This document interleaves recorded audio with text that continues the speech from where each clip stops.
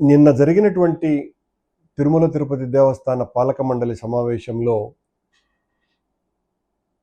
అధ్యక్షులు గౌరవనీయ బిఆర్ నాయుడు గారు ఒక ముఖ్యమైనటువంటి మాట చెప్పినారు. చాలా ప్రధానమైనటువంటి మాట కూడా అది. గోశాల నిర్వహణ సరిగ్గా లేదు అన్నటువంటి విషయం బోర్డు దృష్టికి వచ్చింది.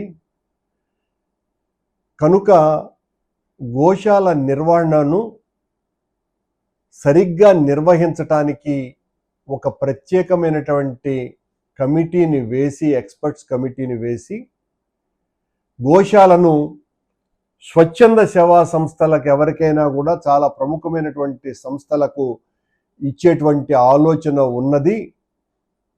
అది ఏంటి అన్నటువంటి విషయాన్ని తేల్చడానికి వచ్చే బోర్డు సమావేశంలో నిర్ణయం తీసుకుంటాము అన్నటువంటి మాట వారు చాలా ప్రముఖంగా ప్రస్తావించటం జరిగింది.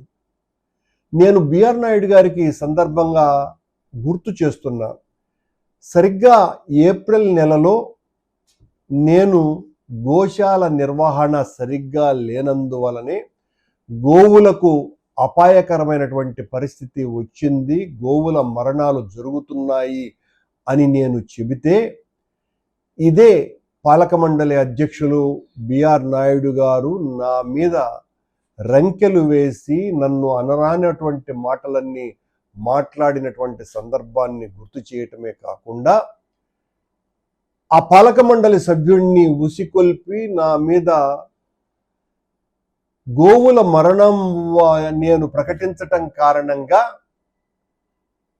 మత విద్వేషాలను, హిందూ ధార్మికతను దెబ్బతీస్తూ ఈ రకమైనటువంటి మత విద్వేషాలను రెచ్చగొడుతున్నాడు అని నా మీద అనేక సెక్షన్లతో పోలీస్ స్టేషన్లో కంప్లైంట్ ఇవ్వటం జరిగింది. కేసు రిజిస్టర్ కూడా చేశారు.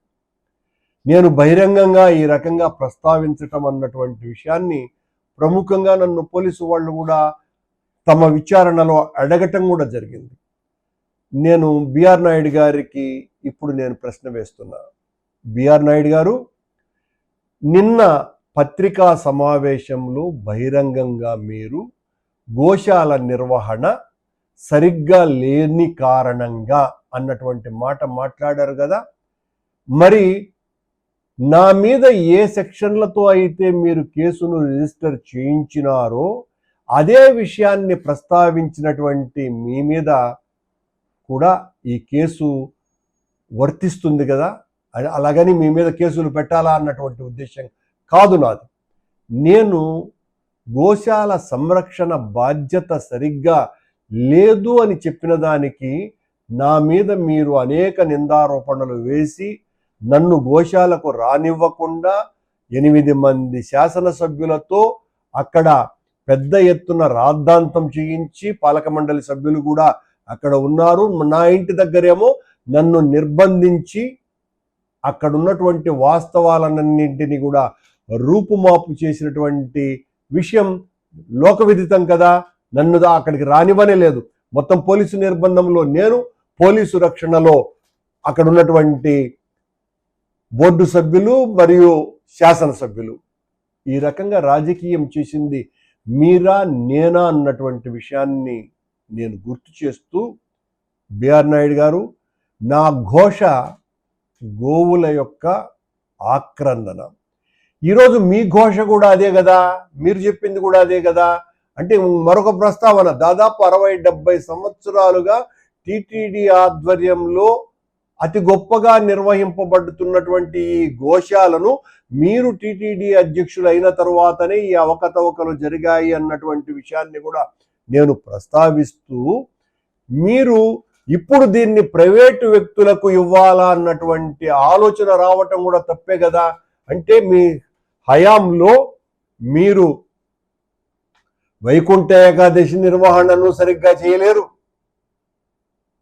గోశాలను సరిగ్గా నిర్వహించలేరు. అంటే మీ పాలక మండలి నిర్వాహకంలో మీరు ఏ విషయాన్ని కూడా సమర్థవంతంగా చేయలేరు. కనుక ఈ రకంగా అనుకున్న దాన్ని మానేయాలనుకోవటము, లేకపోతే ఇలాంటి సంస్థలని మరొకరికి ఇవ్వాలనుకోవటము ఇది సరైనటువంటి చర్య అని నేను ప్రస్తావిస్తున్నా.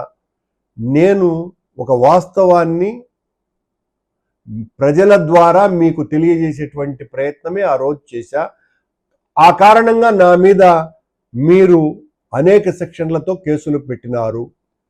ఈ రోజున వాస్తవం మీరే చెప్పేసినారు, గోశాల నిర్వహణ సరిగ్గా లేదు అన్నటువంటి విషయం సాక్షాత్తు టిటిడి పాలక మండలి అధ్యక్షులైనటువంటి బిఆర్ నాయుడు గారు ఈ నిర్వహణ సరిగ్గా లేని కారణంగా దీనిని స్వచ్ఛంద సేవా సంస్థలకు ఇవ్వాలా అన్నటువంటి ఆలోచన చేస్తున్నాము అని ప్రకటించినటువంటి మీ విషయాన్ని యావత్ ప్రపంచానికి నా ద్వారా కూడా తెలియజేస్తూ, మీరు పెట్టినటువంటి కేసులన్నీ కూడా నన్ను భయపెట్టడానికి పెట్టినటువంటివే తప్ప మరొకటి కాదని, నేను ఆ రోజున బహిర్గతం చేసినందువలన మీరు రోజున వాస్తవాన్ని ఒప్పుకున్నారన్నటువంటి విషయాన్ని కూడా ఈ రోజున నేను తెలియజేస్తూ, మళ్ళీ చెప్తున్నా, ఇలాంటి తప్పులు ఎన్ని మీరు చేసినా ఆ తప్పుల్ని ఎత్తి చూపటమే ఒక పూర్వ అధ్యక్షునిగా నా బాధ్యత అని తెలియజేస్తూ